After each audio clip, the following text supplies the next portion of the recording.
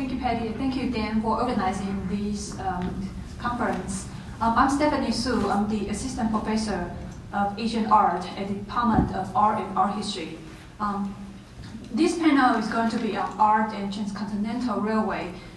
So we will begin, so I'll give you introduction to this panel, and then I'll introduce each speaker, and at the end there'll be for Q&A. In this panel, you are going to see a few artworks. Our goal is to change the role of photography in retelling the history. So when we think about the railroad, the Continental Railway history, we often look at photography. And this photography at that time represents the perfect reproduction of the reality, because it fulfills people's expectations for resemblance and objectivity. So faithful representing the history and the reality. So quite often when we look back at the history, we look at those photography as the truth and the history. But we often forget the ideology or gender or the other agenda behind the photographers. In other words, what we're going to do in this panel is to introduce different media to tell the history from different perspectives. After this introduction, we'll begin by William Wei to give us another perspective of the history. He's going to focus on the role of Chinese laborers in the construction of the Continental Railway. William Wei, he's a professor at the History of Department. He specializes in Chinese diaspora in America. His latest work is Asians in Colorado, a history of persecution and perseverance in the continental states. He's also the editor-in-chief of the Colorado Encyclopedia. So we'll begin by William Wei's introduction of the history, and then we'll move on to look at the video by Dan and Louis. They reproduced a video titled Ghost Story. So in that video, you are going to see how they trace the invisible shadows of those Chinese workers in American landscape. The video lasts about 13 minutes, and then we are going to move on to look at the artist of Zhi's works. In his works, he's going to show a combination of different works, for instance, ink drawings, and also hand scroll, and also video installations. So what Zhi is trying to do in his work is more focused on reconstructing the emotional difficulties of those Chinese workers. And he tried to present a profound sense of displacement and also disorientation in American landscape. So you can see that in Zhi's work, he's trying to use different media to tell the kind of experiences, mixing different media and different visual motifs in his artworks. So I think media in Zhi's work represents something, not just a tool for artistic expression, but also a symbol of cultural identities. So trying to mix them and to evoke the feeling of displacement. And then after this presentation, we are going to have a Q&A session. So if you have any question, please hold on to that. At the end, we'll come back to discuss. Okay, so let's welcome our first speaker, William Wei. Howdy.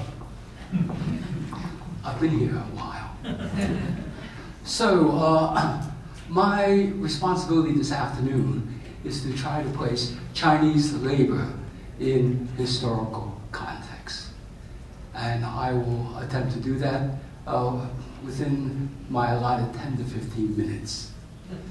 So if I speak fast, it's because of time constraints that I labor under. To begin, I want to first of all remind you of the significance of the Transcontinental Railroad.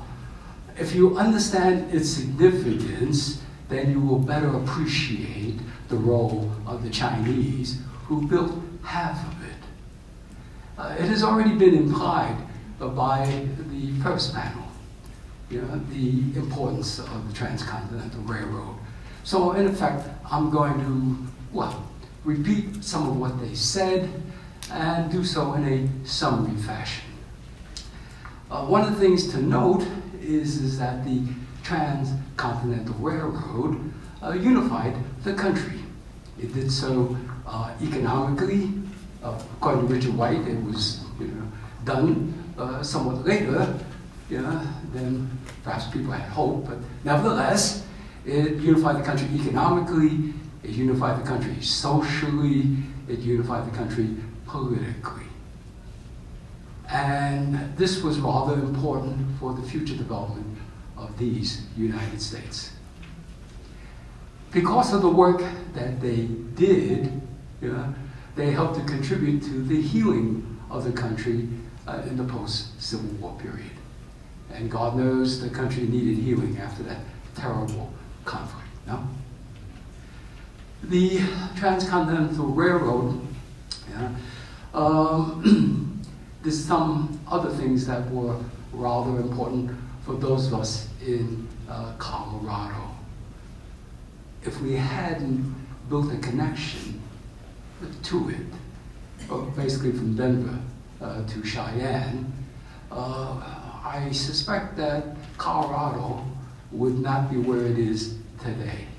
Indeed, at the time when it was built, one of the leaders of the railroad basically chortled that Denver was going to be as dead as the other ghost towns in Colorado. But because of local leadership, they built a connection to Cheyenne, and we were connected to the Transcontinental Railroad. Right? And that allowed us to extract all the resources that are available in the Centennial State and transport it. That's a word that was used earlier, transport it to other places. And that's rather important to keep in mind. So why don't we turn to a discussion of those who built the railroad. And what we're talking about mainly are immigrants in the first instance. The Chinese immigrants who have built the Central Pacific, and the Irish immigrants who built the Union Pacific. I would argue that it was the immigrants who built the West. And in fact, I think what we should do, what Western historians should do, Patty, is to replace the cowboy. But yes, replace the cowboy, the Marlboro man, with the Chinese immigrant. I don't think that would go over too well in the United States, but hey, there is some truth to that, don't you think? The Chinese and Irish immigrants who were responsible for building this important transportation network. Let me try to put this, in a larger Chinese historical context. The Chinese were accustomed to leaving their country. They were in effect pushed out by economic circumstances and by social turmoil. There have been instances of this throughout Chinese history, and certainly more so in recent history, say since the Ming Dynasty. Let me point out that when they left, pushed out, they went to Southeast Asia. And there they found an economic niche for themselves, because they brought certain, if you will, resources, intellectual and other resources that allowed them, to establish themselves in Southeast Asia, which is one of the reasons why you have many Chinese communities throughout Southeast Asia. And with them, they brought their culture, perhaps most importantly, their food. I mean, after all, where would we be without Chinese takeout, yeah?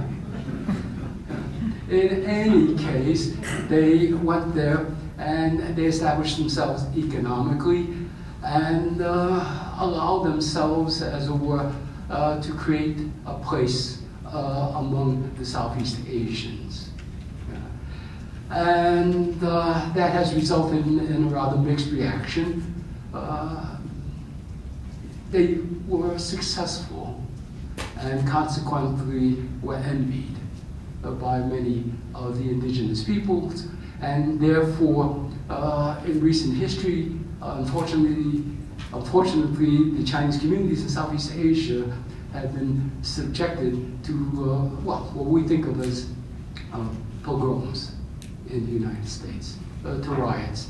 Back in the 60s, you couldn't get past a year without one of these riots occurring in Southeast Asia.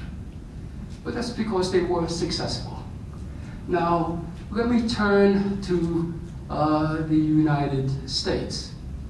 They came to the United States also because they were pushed out due to economic circumstances, due to turmoil in the 19th century. But they were also pulled out of China to the United States because of the phenomenon of imperialism. As all of you here know, the 19th century was the age of imperialism, no? Yeah. And there was the establishment of empires, and empires needed workers to make those empires, viable. And consequently, the Chinese were recruited to work in these empires, including the United States. They were able to come here because they heard about what was going on in the United States. That included the gold rush, which was one of the major incentives for them and others to come here. And they also came here because they needed laborers. One of the things you can say about the American West is it was chronically short of laborers, especially Colorado, which had been labeled as part of the Great American Desert. Who in their right mind goes to the Great American Desert, right? And things. But nevertheless, people did eventually come. But the point being is that the Chinese first came, like others, to participate in the California gold rush. And they were able to do so because of the phenomenon of imperialism. They heard about it, and they were transported by foreign vessels. They were recruited by foreign companies. So they came for the gold rush, and like many miners, they didn't find any gold.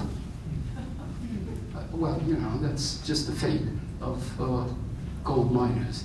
Very few made money. In fact, the ones who made money were the ones who supplied the miners with the equipment, to try to realize their dreams. Meanwhile, here they were in the United States, being pulled here, and when they couldn't find any gold, they were recruited to work. Now the question is, what's up with this work? People raise that question, right? It's not because the Chinese are biologically and culturally disposed to just simply work. They did it for the same reasons that everyone else does, right? Especially immigrants. They do it to support their families, to support the families left behind in China. And they were prepared to do whatever work was necessary to do just that. And you've already heard about some of the suffering they have to undergo in order to support their families back home.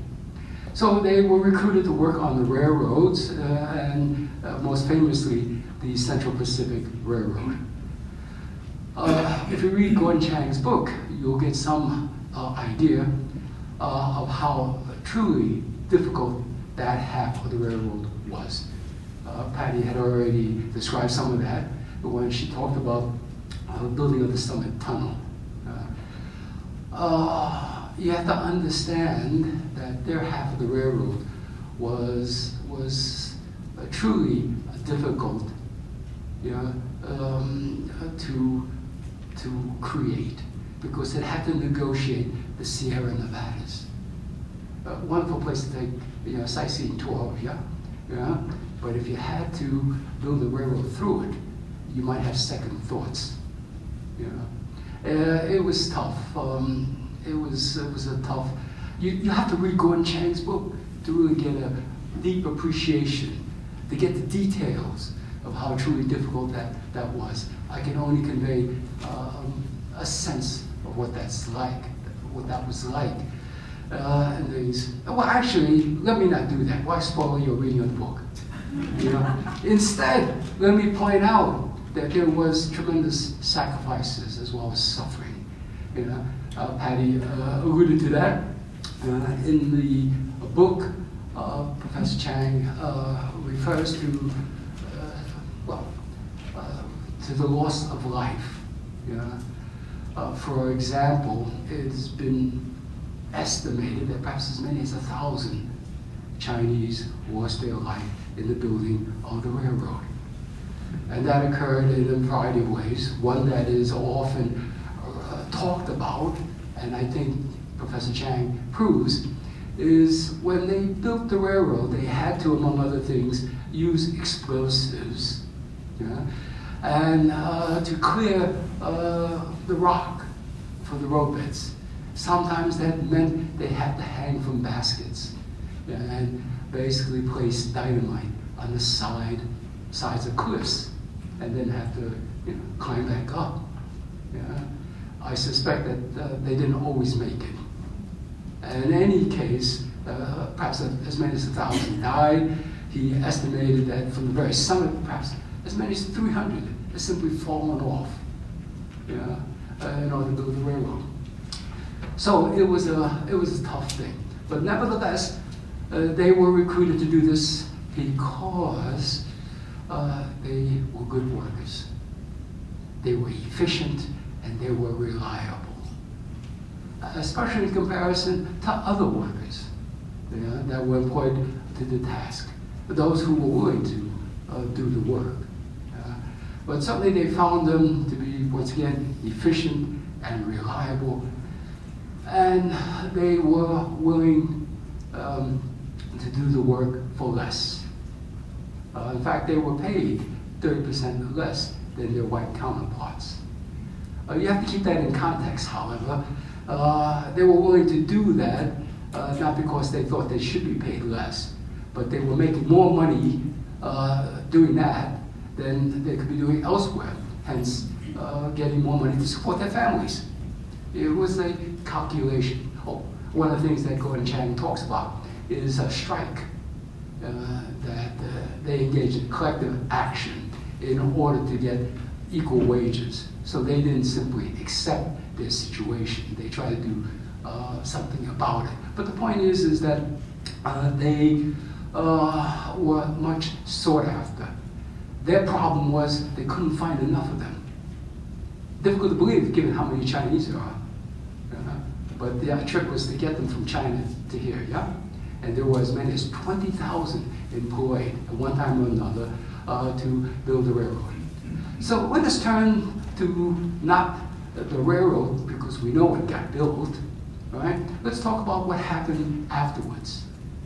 Let me say that for all their suffering and for all their sacrifices, they were later subjected to ethnic cleansing.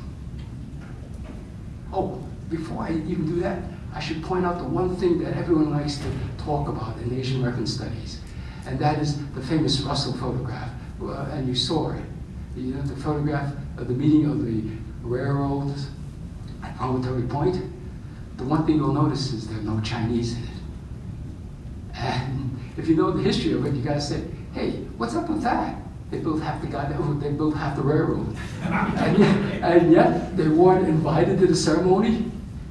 Well, they weren't invited. Why? Because they were Chinese. And well, we can go on and on. The point being is that sort of adds insult to injury. And the injury that would occur later is that they would continue to work. The one thing Chinese were able to do is work. And they could work in any field that was available to them until they were, in fact, forced out of them. They were basically driven out of the occupations and limited to a few, such as laundry work. I'm here to tell you, Chinese are not biologically nor culturally disposed to cleaning other people's clothing, but they do it because it's work, and all work is dignified, And they also open up restaurants and cook food for the same reason. And I don't have to tell you how important that is. But in any case, they opened up or established, if you will, communities. What you think of as Chinatowns. And once upon a time in the West, there were Chinatowns everywhere because there were Chinese everywhere. But they were driven out of those communities because, very much like what happened in Southeast Asia, they were envied. The problem they had was they worked too hard for too little, and they were too competitive in our capitalist economy of the 19th century, and therefore they were driven out. One of the differences, though, is that in Southeast Asia, they found an economic niche that allowed them to rise. Yeah? In the United States, which was a more fully developed capitalist economy, they had to, for the most part, limit themselves to the hard physical labor, yeah, that they and other immigrants and other people of color were forced to do. But we've talked a great deal about infrastructure, right? Yeah? And that infrastructure, constituted the foundation, for the development of the country's economy. And therefore, if any of that is of importance to you, then you have to acknowledge the significance of Chinese labor, as well as immigrant labor in general. Because we live in a particularly parlous time in which immigrants are being denigrated and their role has been, in effect, overlooked. So I guess one of our responsibilities today, the panels, both of them, is to remind you of that fact. If for no other reason, because history and its history and historical accuracy and completeness requires this of us. We're not just saying this because we might have a personal interest in it. Perhaps some of us do, but for the most part, it's for reasons of professionalism that we need to include them, in any discussion. And they have been overlooked. And it's time for me to stop. I'm sorry. Yes, Stephanie. Thank you very much. Diaspora. In the following time, we are going to see the ghost story presented by Dan and Louis. Dan is the founding director of the Department of Critical Media Practices at CU Boulder. Now he's a professor emeritus. He has served the acting director for the Center for Documentary and Ethnographic Media. And his works also, he has shown his work at MoMA, and his works also collected by MoMA and other museums like our museum at UC Berkeley. Louis is the associate professor at the Department of Art and Art History. His specialty focuses on documentary, film, video, experimental film, photography, internet art, cross-cultural exchanges, visual anthropology, and other issues. He has received a prestigious grant from American Film Institute National Endowment for the Arts, etc. This video follows the footsteps of Chinese workers on the railway, so you are going to see how they have been seen and experienced before. I think what's great about this video is that they are not trying to not just only trying to recover the footsteps of those Chinese workers, but also the individual voices of those Chinese workers. And they found some letters written by Chinese workers, so you can hear the voices, what they have been experiencing and saying. And also, at some point of the video, you also see a Buddhist monk chanting Buddhist sutra as a way to pacify those ghosts. So the idea of ghosts in this video, you'll see that it's not just about the real ghost, but also the ghosts in American history, also the idea about homecoming. So through the Buddhist ritual practices and the funeral practices. So it kind of weaving together a lot of issues in this video. So let's welcome Louis and Dan. Thank you.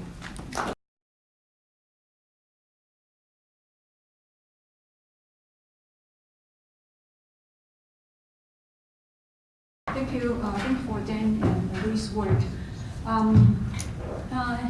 In the remaining time, we are going to introduce the artist today, Zhi Lin. He's the chair of the Painting and Drawing program at the University of Washington. He has shown his work in various art museums and venues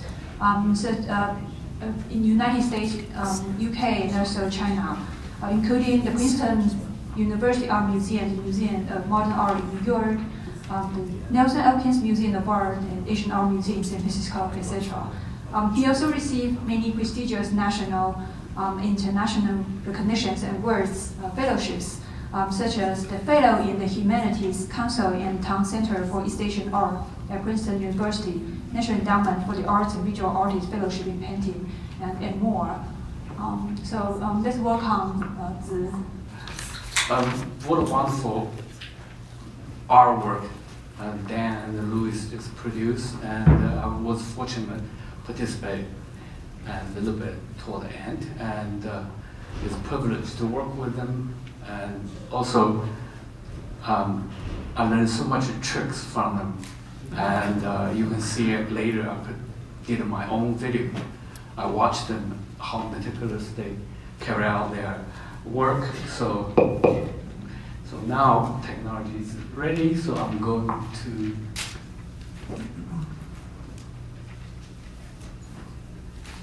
this is going to work. Okay, great. So because I'm a visual artist, so I'm going to bombard you with tons of images. So like an artist's creativity, research in creativity, present everything like a visual essay. So I'll give you a very quick summary of my work. And because I already been here twice, so one portion of my work I took out. Whatever I present last time, I take it out, but I don't think it will impact overall presentation. So,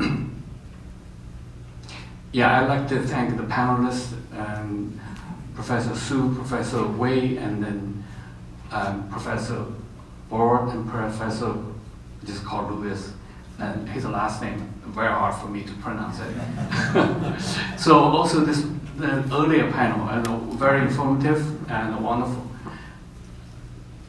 So, but I do want to point out, whatever we study history, and we have to remember Falconer's word. And this is the overall Transcontinental Railway, as many experts already mentioned about the half and half, then Irish built Union Pacific, Chinese railway workers built another portion, Central Pacific. So I do want to talk about the Chinese railway workers and the war against Chinese Americans in late 19th century. And the war against Chinese Americans in late 19th century is coined by James Fraser. And later I will show you. So this is an iconic image, and we all know. And this is the last image we can see during the entire visual recording of the Transcontinental Railway. Of course, the absence of Chinese from the official photo. This is defined by a professor from University of Minnesota, Ethnic Studies. I forgot her last name. I think this morning, the first panelist mentioned about economic impact, as well as the last one. I think I have this one here, coincident about the railway, the nation's imagination, talking about how the railway built it and the impact, and there's a visual. And however, I think this is a very important aspect of after the railway finished, and then there was this huge anti-Chinese movement in the United States. So, and then I think it was commonly known in the South, that is anti-black, and then the West, and anti-Chinese, on East Coast, anti-Irish. So three, however. And then this is a social and political consensus, even today. So it's politically correct to talk about in various ways describe Chinese as an ethnic group in this country, China as a nation on the other side of the world. So for Chinese workers, their descendants, how difficult they were in 19th century, that's what they are subject to. And this is a book published, and this is in UW Special Library. I still can find this book. So many of those scholars, they are echo those right-wing stuff. They need to read these books, find out whether they are repeat the same crap. So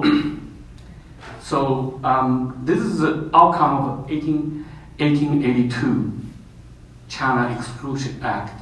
So I was told by State of Washington Attorney General, the travel ban was based on this. And because this was never declared unconstitutional, and they based on the precedents. So the travel ban eventually be confirmed and by the Supreme Court because 1882 China Exclusion Act, because executive authority over immigration issue. Despite in 60s talking about non-discrimination guidelines. So this is a law, but also violence against Chinese who were in this country at that time.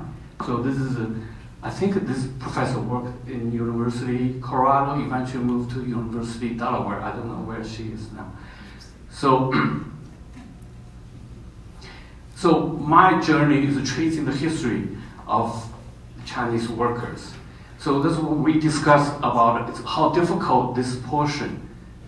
This is 690 miles, but this is the most difficult aspect of it because this is a granite rock mountain. And then the way I portray depicting landscape, I want to see this as give an audience imagination and envision themselves to be a Chinese worker, to see the landscape. But on the other hand, so many photographers, so many painters, from official photographers to the American expedition team to survey, and many painters paint the West, but never depicting those areas.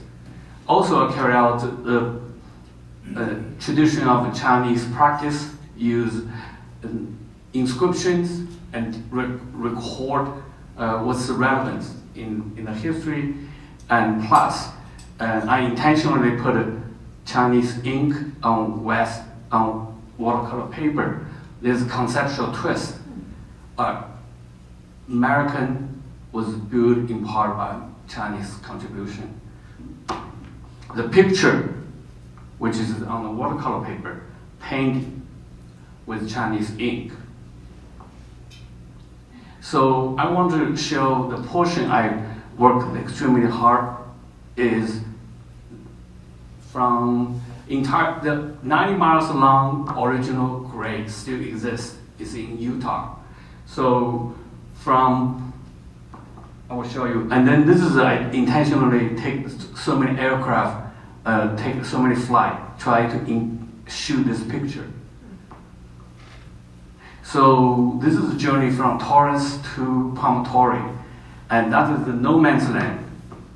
So, and this is exactly as 1869, so unaltered, and extremely harsh, and so I try to find a location where this record, the dugout of the Chinese worked. This is where the repair shop. I'm going very fast.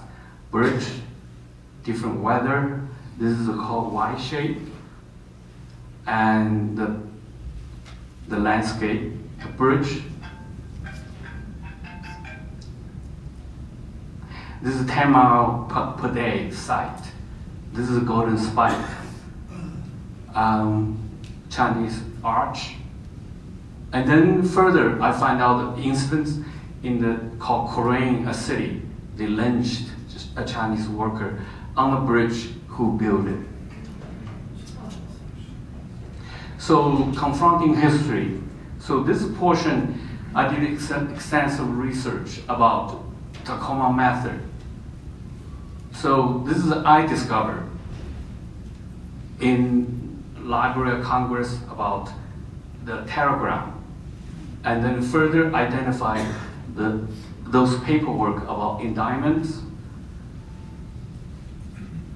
further about the 127 names who were expelled from Tacoma, and then this is a property that burned down the entire Chinatown, and then further I located the Chinatown. So for even today, people couldn't figure out the Chinatown exactly where it is, but however, this is supposed to be this area. I don't think people look at it carefully. It's on the sunburn insurance map. So that's exactly the location of Chinatown. And then also I made a correction about how they expel the passage.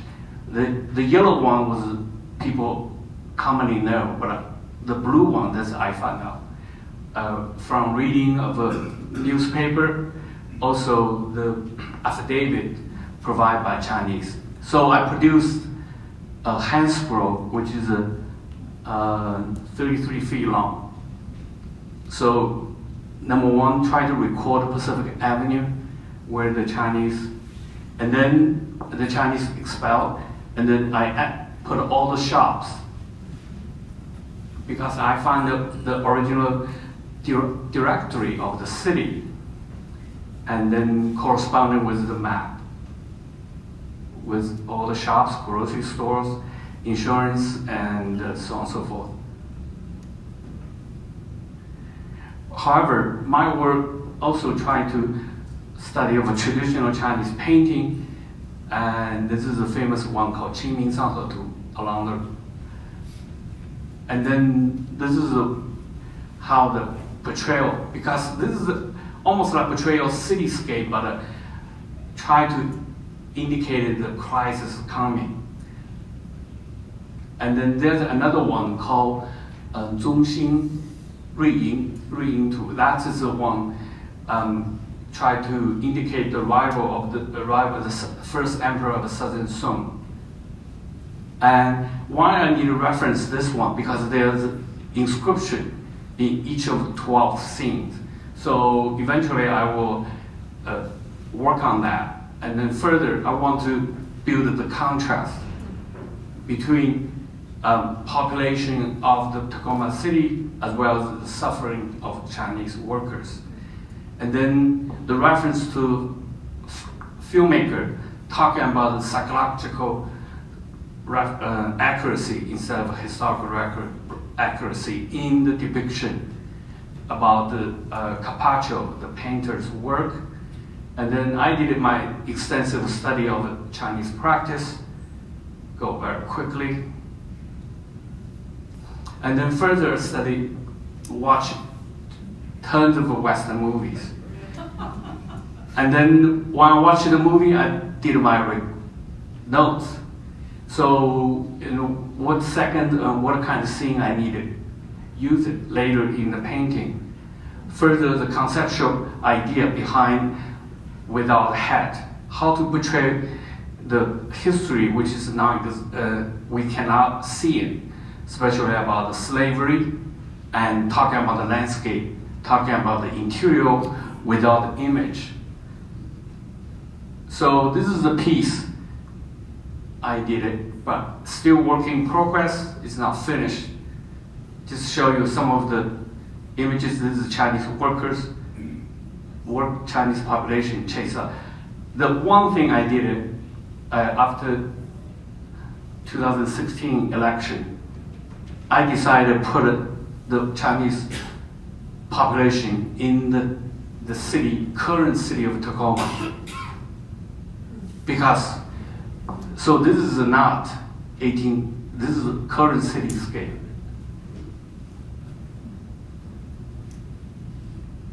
Also, you notice without head. So from my point of view, those can be anybody.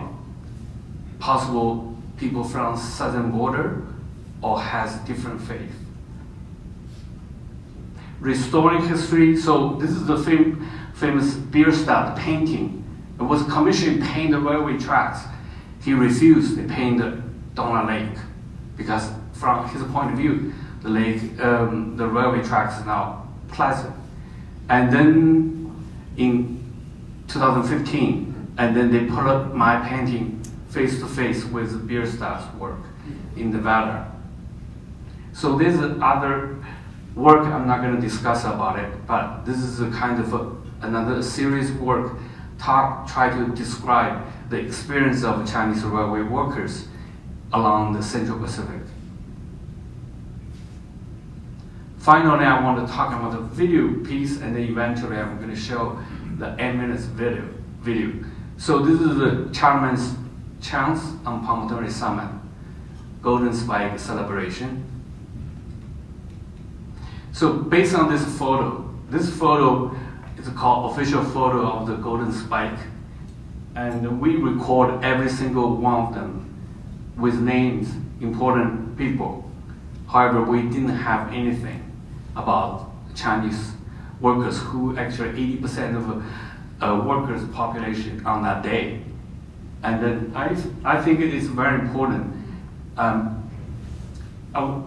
This whole piece is based on the idea we do not ride on the railroad. It rides upon us.